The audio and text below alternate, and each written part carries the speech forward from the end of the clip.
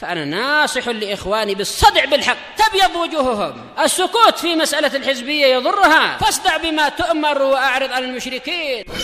سلامي على دماج ورجالها والشيخ يحيى ودار العلم يا سعد بانيها. بسم الله الرحمن الرحيم. الحمد لله حمدا كثيرا طيبا مباركا فيه كما يحب ربنا ويرضى. أشهد أن لا إله إلا الله وحده لا شريك له، وأشهد أن محمدا عبده ورسوله صلى الله عليه وعلى آله وأصحابه ومن تبعهم بإحسان إلى يوم الدين. Amma ba'd. Pertemuan yang lalu kita masih membahas berkaitan dengan wajibnya menghajar ahli bidah, di mana dinukilkan ijma' dalam masalah ini di sisi ahli sunnati wal jamaah sebagaimana ditegaskan oleh Imam As-Sabuni rahimahullah.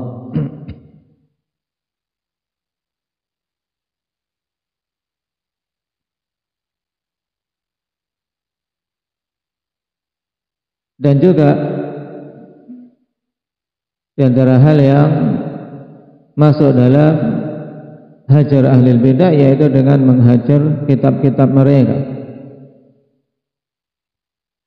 meninggalkan kitab-kitab mereka dan tidak membacanya, dikecualikan siapa hendak ya Abdurrahman Riau.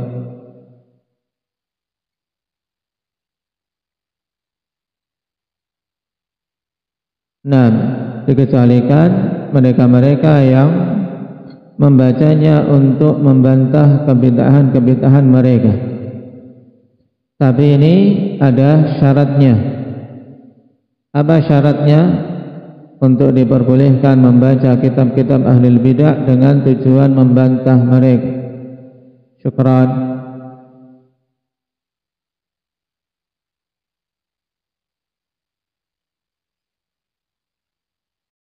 Baik, yang pertama dia harus memiliki akidah yang sahihah yang membentengi dirinya dari penyimpangan. Kemudian yang kedua memiliki kemampuan untuk membantah mereka. Dan kemampuan ini meliputi ilmu dan juga apa? Meliputi kemampuan dalam menyampaikan. Karena ada setiap orang yang memiliki ilmu mampu menyampaikan dan mampu untuk mematahkan hujjah lawan. Baik.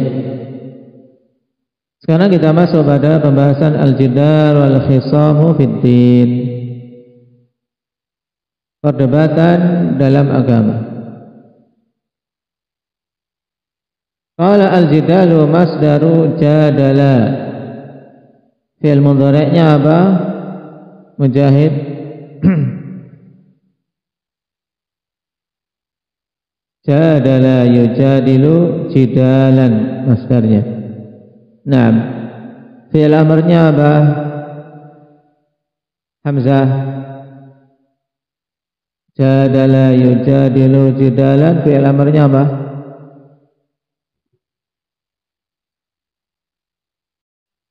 Naam. Jadil dengan wazan fa'il. Wajadilhum billati hiya ahsan. Nah, ini jidal bentuk masdar dari fi'il jadalah, mendebat. Baik. Wal jadalu munaza'atul khasmi litaghallubi alaih. Yang dimaksud dengan jadal adalah apa? Munaza'atul khasmi litaghallubi alaih, yaitu membantah lawan untuk bisa mengalahkannya. Ini mudahnya. Wa fil qamus al-jadlu al-ladudu fil khusumah. wal khisam al mujadalatu fi wal khisam al mujadalah fahuma bimakna wahid.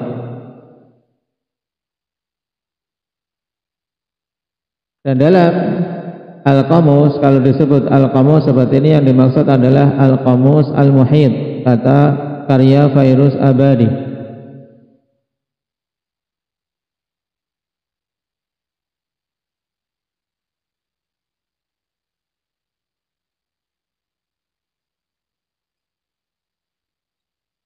Nah, yaitu di sini al-ladud fil khusumah, yaitu dalam bersengketa itu keras dalam bersengketa, tidak mudah untuk mengalah, tidak mudah untuk diluluhkan agar cepat selesai persengketaannya. Ini makna al-ladud. Sedangkan al-khisam yaitu mujadalah, perdebatan. Berarti ada dua belah pihak saling mendebat. Satunya mengungkapkan, satunya membantah, dia membantah, yang lainnya menimpali, dan seterusnya. Fahuma bimakna wahid, sehingga keduanya itu memiliki makna satu. Jadi intinya untuk jim, dal, dan lam dalam bahasa Arab ini biasa digunakan untuk apa? Hal yang menunjukkan muraja'atul kalam wa imtidadul khusumah, yaitu imtidadul khusumah, yaitu berlangsungnya persengketaan, baik, dan juga muraja'atul kalam.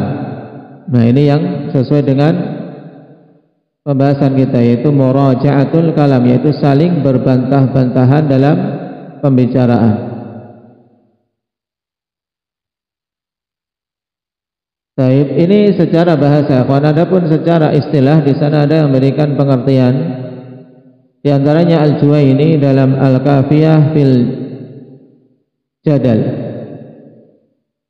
Dan yang paling suka dengan jidal memang ahli kalam, ahli filsafat, karena mereka membanggakan kemampuan mereka dalam berdebat. Al-Juwaini mengatakan yang dimaksud dengan jidal yaitu huwa izharul mutanazi'aini muqtada nadratihima 'ala tadafu' wat tanafi bil ibarah aw ma yaqumu maqamahuma min al isyarati wad dalalah. Yang dimaksud dengan jidal yaitu upaya untuk menampakkan pendapat dari masing-masing dua pihak yang berdebat untuk saling mengalahkan. Ini mudahnya, Taib, dengan ungkapan-ungkapan dia bilang iya, yang pihak lain bilang tidak, kemudian masing-masing mengungkapkan alasan dan landasan. Baik. Auma yakum maqamahuma minal isyarati wa dalalah, atau juga terkadang tidak dengan ungkapan, tapi hal-hal yang bisa mewakili ungkapan, baik itu dengan isyarat atau dengan penunjukan. Berarti mudahnya yang namanya jidal ya intinya berdebat, perdebatan. Wa yanqasimul khisamu wal jidalu fid din ila qismain, dan perdebatan di dalam agama terbagi menjadi dua jenis.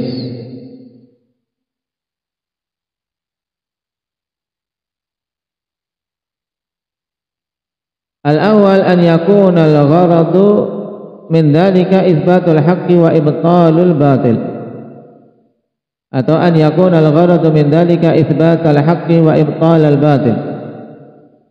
Wa hadza ma'murun bihi imma wujuban aw istihbaban bihasabil hal. Jadi jidal, perdebatan dalam agama terbagi menjadi berapa, Sakif? Dua. Yang pertama, jidal yang tujuannya untuk menegakkan kebenaran dan mematahkan kebatilan, maka ini perkara yang diperintahkan.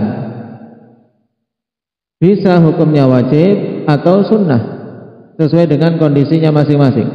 Terkadang jidal wajib. Nah, ketika dikhawatirkan kalau tidak ada yang membantahnya, maka bisa manusia menyangka itulah yang hak, sehingga butuh ulama ada yang mematahkan syubhat-syubhat dari ahli batin. Dalilnya apa untuk jenis jidal yang pertama ini? Di qaulihi ta'ala ud'u ila sabili rabbika bil hikmati wal mau'izatil hasanah wajadilhum billati hiya ahsan. Berdakwalah ke jalan Rabbmu dengan cara hikmah dan mau'izah hasanah, serta jidallah mereka dengan cara yang terbagusnya. Nah,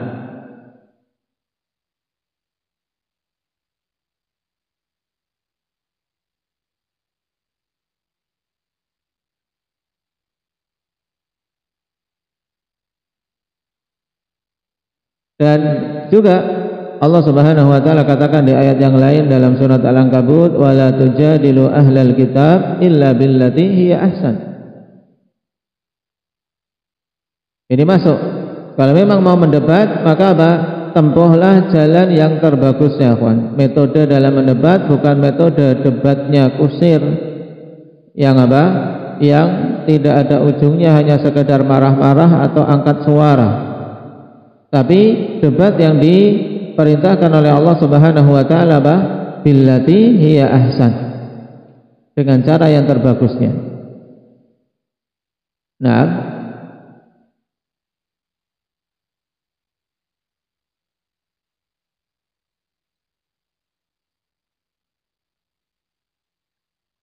dan makna al-ahsan di sini disebutkan oleh para ulama, fayahtamilu an yakuna al-muradu bil ahsan al-adhhar min al-adillah wa yahtamilu ta'jiz anil idyani bimithli al-Qur'an li'annahu ahsanul adillah nizaman wa bayanan wa akmaluha hasanan wa ihsanan wa arjauha min al-thawabi mizanan. Dan dimungkinkan makna billati hiya ahsan maksudnya adalah apa? Dengan yang terbagus, yaitu yang paling kuat dari dalil-dalil yang ada. Bil ahsan ay al-adhhar minal adillah, yang paling kuat, paling jelas dari dalil-dalil yang ada. Kalau mau mendebat ya harus berlandaskan dalil yang paling kuat kamu berpegangnya. Baik, yaitu dengan Al-Quran yang ini merupakan dalil paling kuat dan paling sempurna.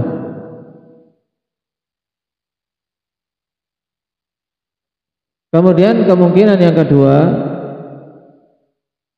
wa yahtamilu al-isgha'u ila syubahihim warifqi bihim fi hilliha wa dahbiha. Dan ini yang biasa langsung muncul di benak kita. Kemungkinan billati hiya ahsan yang terbagus yaitu dengan apa? Dengan mendengarkan pemaparan syubhat-syubhat mereka dan bersikap lembut terhadap mereka dalam mengupas dan membongkar syubhat-syubhat tersebut. Jadi ketika dia ngomong ya didengarkan dengan baik, tapi kemudian ketika kita membantah dan mematahkan syubhat-syubhatnya juga dengan cara yang baik, tidak dengan teriak-teriak, karena adab dalam berbicara yang lainnya ngomong ya satunya mendengarkan.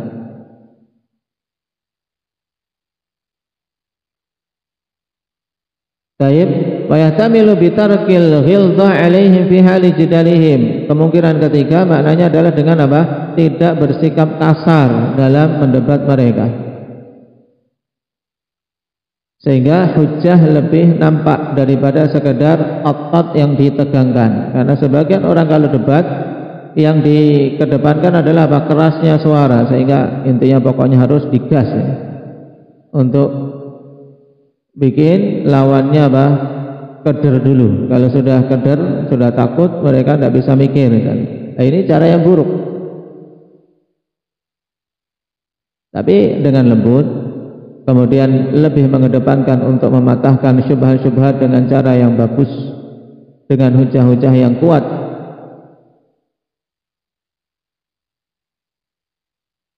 Nah, dan ini merupakan sunnahnya para nabi ketika mereka mendebat umatnya di saat berdakwah.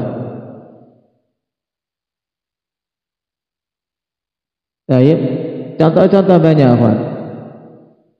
Seperti misalnya ketika Nabi kita Muhammad sallallahu alaihi wasallam dikatakan majnun. Baik, Nabi dituduh majnun. Jawaban Nabi sallallahu alaihi wasallam lembut. Dalam surat Al-A'raf apa? Wa ma massani yasu. Dikatakan kamu gila wahai Muhammad. Baik. Perhatikan kalimat yang dipilih oleh Nabi. Nabi tidak langsung mengatakan aku tidak gila, kurang ajar kamu. Nah, baik. Dulu kamu bilang aku terpercaya, sekarang kamu bilang gila. Tidak. Nabi katakan wa ma massani yasu. Nah, kata majnun tidak dipakai oleh beliau. Nah, mereka menuduh Nabi gila, dibantah wa ma massani yasu. Aku tidak tertimpa keburukan sama sekali, aku tidak gila. Sama. Tapi lihat, maknanya sama tapi kalimatnya berbeda dengan apa, rasa yang lebih nyaman, rasa yang lebih halus. Nah, ketika mereka menggunakan kata yang jelek, kita membantahnya dengan menggantinya kata yang bagus. Nah ini, baik, karena majnun, junun, ini kata yang buruk, diungkapkan dengan lain. Wa ma massani yasu. Baik.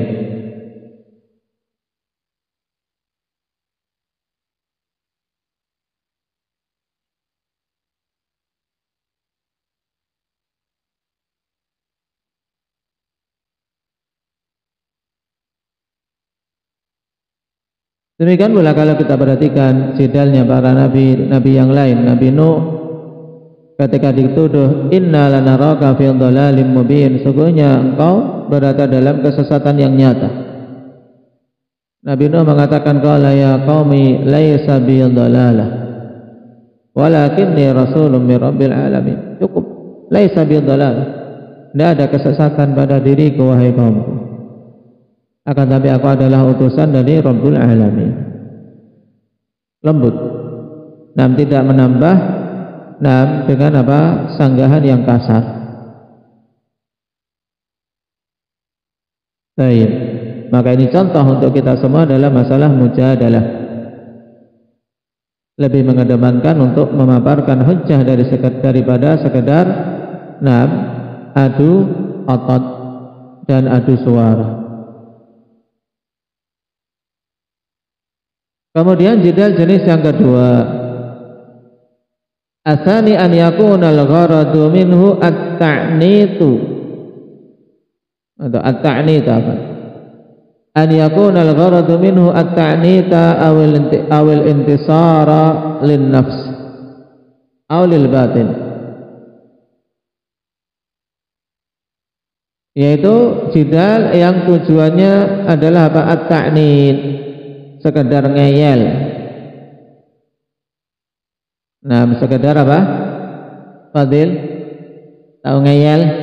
Hah? Tahu makna ngeyel enggak? Enggak tahu ngeyel. Apa Zikri? Bahasa tempatmu apa? Hah? Ngeyel apa ngeyel? Asal bunyi. Baik. Sekadar apa? Masa mengayal nggak tahu? Hah? Baik. Apa Ali? Hah? Susah untuk dikasih pemahaman. Baik. Ya, tujuannya adalah untuk asal apa? Ya tadi ngayal, nggak ada yang mewakili lain ya apa? Apa Rifki? Baik, membangkang labas. Baik, untuk membangkang, untuk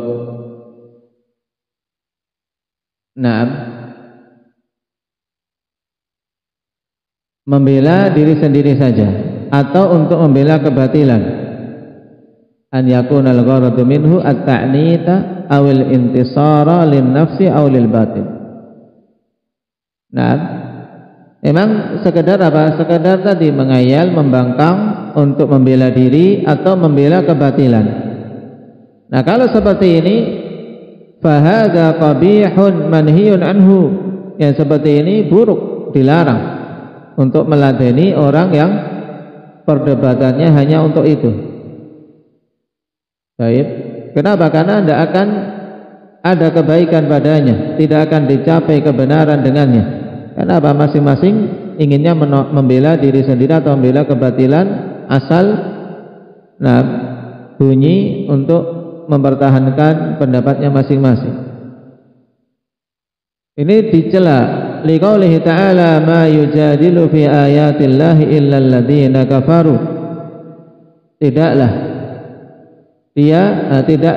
mendebat ayat-ayat Allah Subhanahu wa taala kecuali orang-orang yang kafir.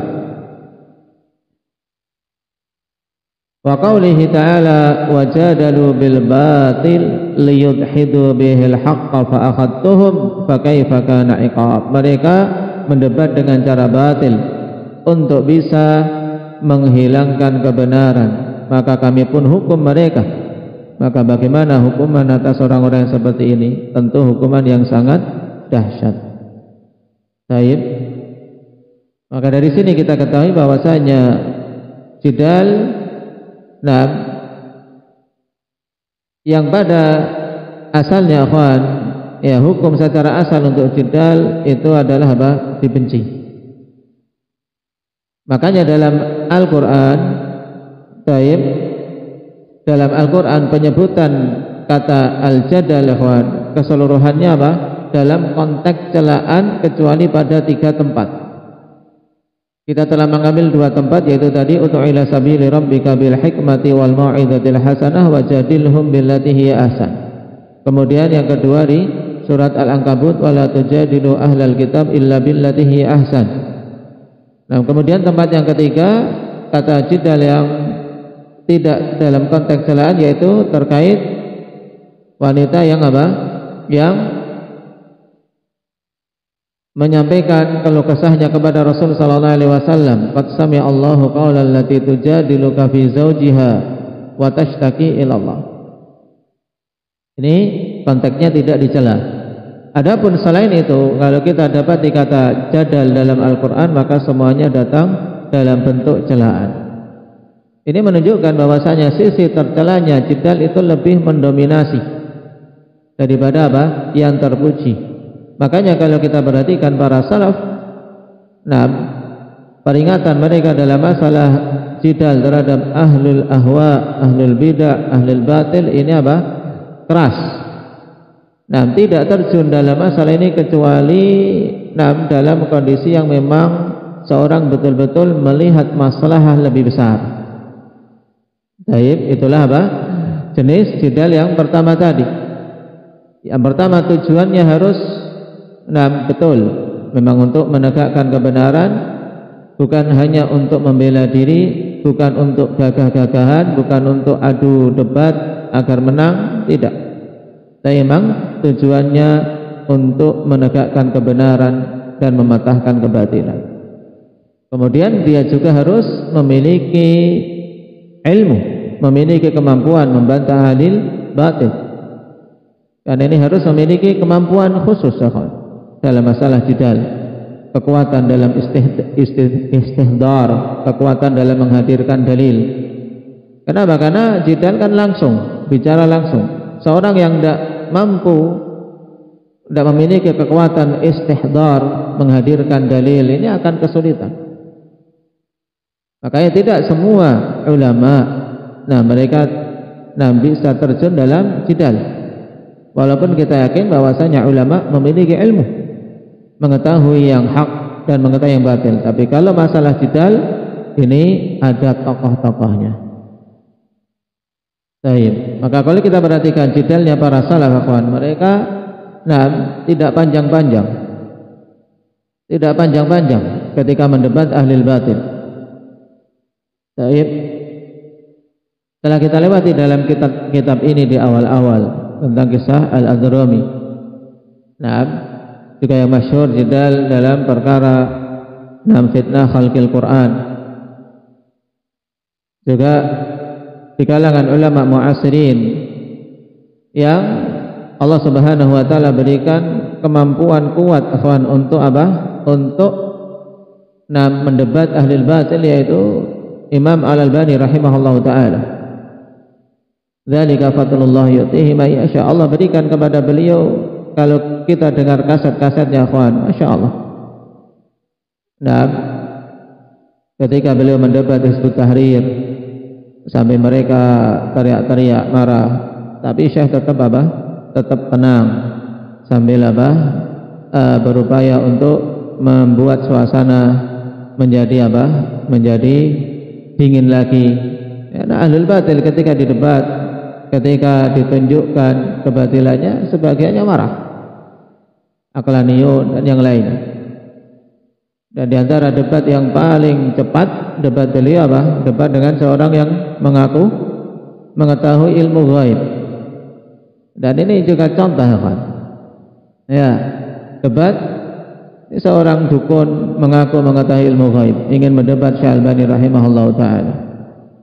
Kemudian Syekh Albani mengatakan, "Taib, saya ini debat kamu, tapi aku ingin mengajukan syarat." Di sini saja beliau sudah punya siasat. Saya sudah punya siasat, Pak. Di sini sudah ancang-ancang. Bukan berarti debat itu mulainya ketika sudah mau debat saja. Sejak awal beliau sudah apa? Sudah punya apa? Punya strategi. Punya syarat. Ketika dia bertanya, "Tayyib Syekh, syarat Anda apa?" Di sini sudah dibantah. Kamu mengaku mengetahui ilmu ghaib tapi tidak tahu syaratku. Berarti tidak tahu ilmu ghaib. Sudah pulang sana, sudah kalah. Sudah kalah. Mengaku mengetahui ilmu ghaib tapi tidak mengetahui syarat yang ingin disampaikan oleh Syekh Albani. Berarti tidak mengetahui ilmu ghaib. Ini seperti ini butuh kelihayan. Butuh apa? Kelihayan. Tidak setiap orang bisa yang seperti itu. Kita lanjutkan. Qala al-Imam Ibnu Qudamah rahimahullahu taala, wa kullu muttasimin bi ghairil islami wa sunnati mubtadi'un karrafidati wal jahmiyati wal khawariji wal qadariyah wal murji'ah wal mu'tazilati wal karramiyah wal kullabiyah wa nadhairihim fahadhihi firaqud dhalal wa tawaiful bid'ah a'adana Allah minha. Setelah beliau memaparkan peringatan dari ahli bidah dan wajibnya menghajar dan menjauh dari jidal kecuali kalau memang betul-betul dibutuhkan dan memiliki kemampuan, maka ditegaskan di sini beberapa firqah-firqah ahli bidah yang telah menyimpang dari jalan Rasul sallallahu alaihi wasallam. Kata beliau, dan setiap orang yang menisbahkan diri bernama dengan selain Islam dan sunnah, maka dia adalah ahli bidah. Muttasimun, yaitu apa? Mengambil suatu nama, yaitu dia menisbahkan diri. Misalnya saya Ikhwanul Muslimin, saya Jama'atut Tabligh, saya Rafidhi, saya Syi'i, dan seterusnya. Ini ketika dia menamakan dirinya dengan selain Islam dan sunnah, mensifati dirinya dengan selain sifat-sifat Islam dan sunnah, maka dia adalah ahlul bidah. Baik.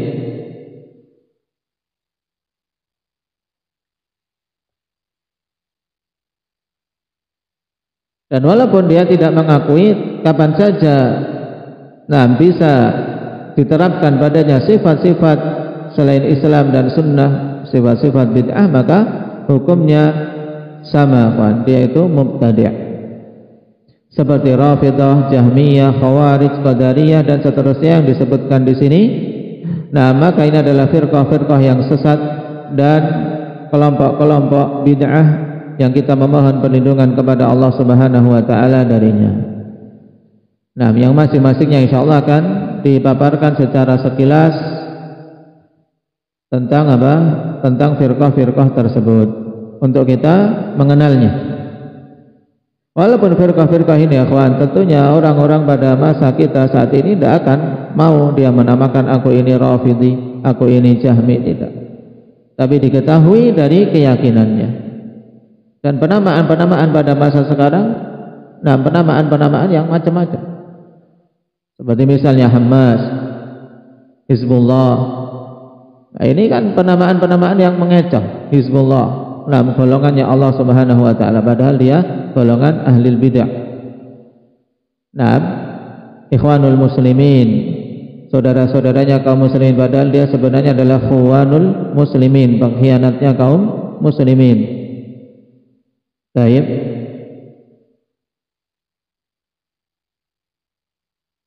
Yang penamaan yang cocok menunjukkan jati dirinya malah seperti apa? Hizbut Tahrir. Itu memang cocok, mereka kelompok yang memang intinya ingin merdeka, kelompok kemerdekaan. Tujuannya untuk khilafah. Ujung-ujungnya pemberontakan. Masih mending namanya tidak ada penipuan di situ, ya kan? Tapi kalau seperti Ikhwanul Muslimin, menipu sekali. Karena sesungguhnya dia itu pengkhianatnya kaum muslimin. Hizbullah ini juga menipu sekali. Karena bukan agama Allah Subhanahu wa taala mereka perjuangkan.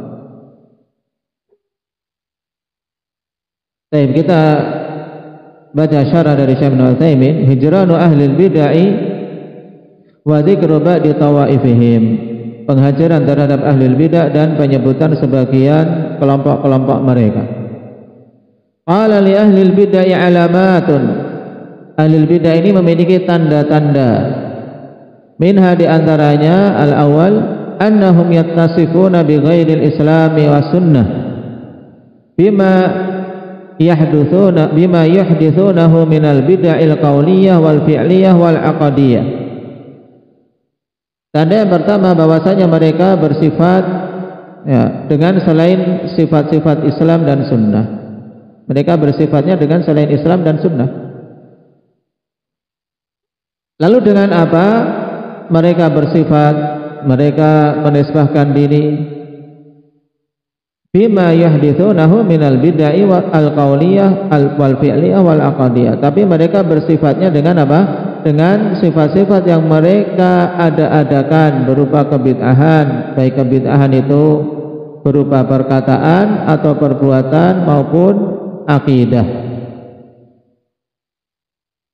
Baik. Seperti Khawarij misalnya. Jelas sekali sifat mereka bukan sifat Islam dan sunnah. Kenapa? Karena yang nampak dari mereka adalah khuruj, dan khuruj bukan dari Islam dan sunnah, yaitu memberontak kepada penguasa muslim. Bid'ah murji'ah misalnya, mereka bersifatnya dengan sifat kebid'ahan mereka, yaitu mengakhirkan amalan dari cakupan iman, yang nanti akan kita baca insyaallah. Alamat yang kedua, annahum yata'assabuna li ara'ihim fala yarji'una ilal haqqi wa in tabayyana lahum. Alamat ahli bidah bahwasanya mereka ta'assub terhadap pemikiran-pemikiran mereka sendiri yang mereka ada-adakan, sehingga mereka tidak akan rujuk kepada kebenaran walaupun jelas bagi mereka kebenaran tersebut. Dan inilah yang dimaksudkan dalam hadis Nabi sallallahu alaihi wasallam, innallaha hajjaba at-taubah an kulli sahibi bid'atin hatta yada'a bid'atah. Sungguhnya Allah Subhanahu wa taala menutup pintu tobat, menutup tobat dari setiap pelaku kebid'ahan sampai dia meninggalkan kebid'ahannya. Maksudnya apa? Maksudnya mereka tidak diberi taufik. Kenapa? Karena mereka sulit rujuknya, kan? Sebab tidak mengakui itu batil. Mereka menganggap itu adalah perkara yang hak yang diperjuangkan. Sehingga pelaku kebid'ahan sangat sulit untuk bertobat kepada Allah Subhanahu wa taala.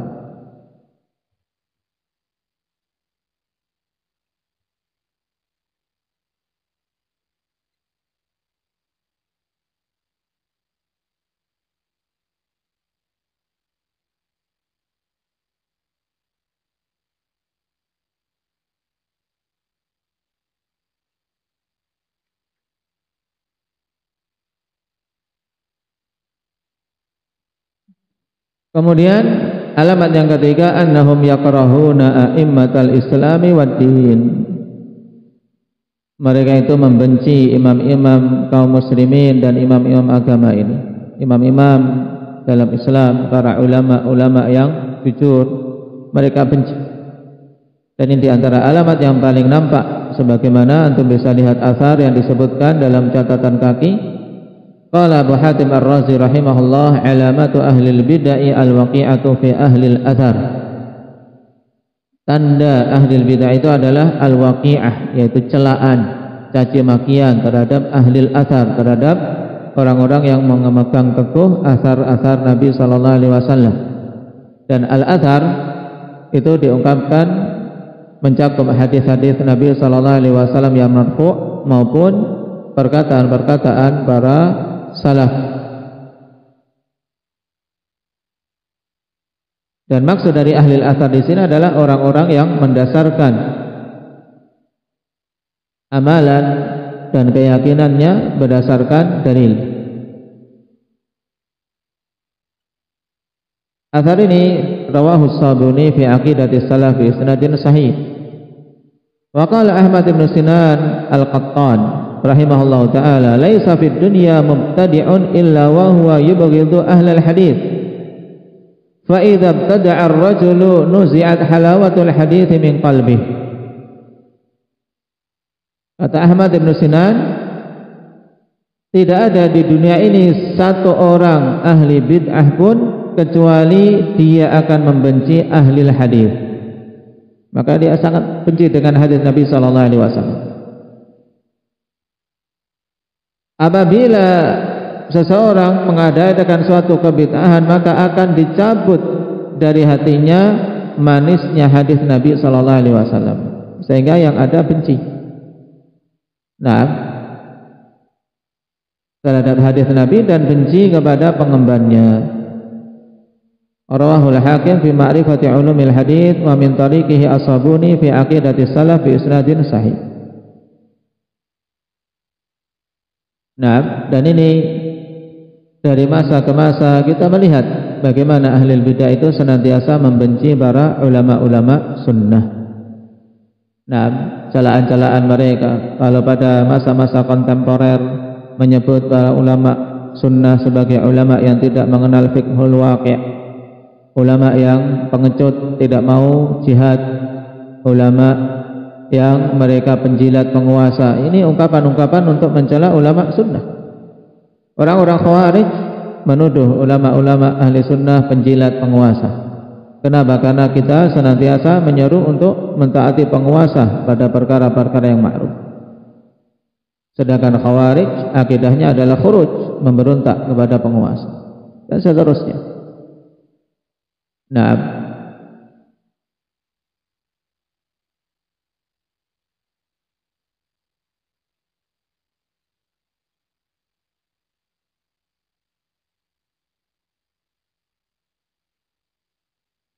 dan ditambahkan juga perkataan dari Qutaibah bin Sa'id rahimahullahu taala, "Idza ra'aita ar-rajula yuhibbu ahlal hadits fa innahu 'ala sunnah. Wa man khalafa hadza fa'lam annahu mubtadi'." Apabila engkau melihat seseorang mencintai ahlul hadits, maka ketahuilah bahwasanya dia di atas sunnah. Kenapa? Karena tidaklah mencintai ahlul hadits kecuali karena hadits yang mereka emban. Dan siapa yang menyelisih ini, siapa yang menyelisih ini, maka ketahuilah bahwasanya dia ahli bid'ah. Karena tidaklah membenci para pengemban hadis kecuali pelaku-pelaku bid'ah. Sebab dengan hadis akan diketahui kebid'ahan-kebid'ahan mereka. Mereka tidak punya dalil, mereka tidak punya landasan dan seterusnya. Nah, ini 3 alamat pokok ahli bid'ah. Nasallallahu al-afiyata wassalamah. Adapun tentang tariqah dan kelompok masing-masing yang disebutkan di sini, insyaallah kita ambil pada pertemuan yang akan datang. Walhamdulillahirabbil alamin. Subhanakallahumma wa bihamdika asyhadu an la ilaha illa anta